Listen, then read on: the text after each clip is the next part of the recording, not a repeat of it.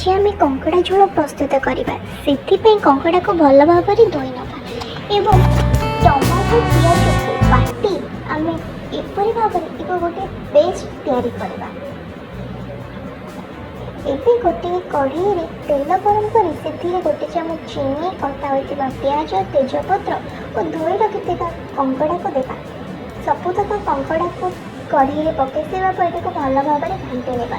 एबे आमे सेथिरे आवश्यक मुताबक हलदी गुंड लंका गुंड आवश्यक अनुଯାयी स्वाद अनुଯାयी लुण एवं चिकेन मसला दे ताको भल भाव घाटी नेबा एवं शेष आम बाटी रखिथिबा टमाटो पियाज पेस्ट को पकाई आम ताको भल भाव कषि नेबा।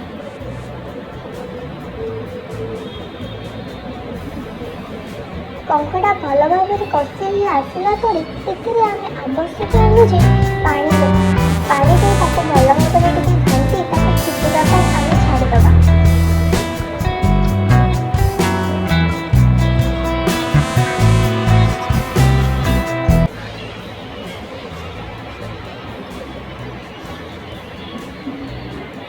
कंकड़ा फुटे आसला आम दालचीनी अनासपुर गुंड दे 2 मिनट चुल्ली रखा एवं 2 मिनट पर चुल्ली को बंद कर आम गोटे प्लेट सर्व कर।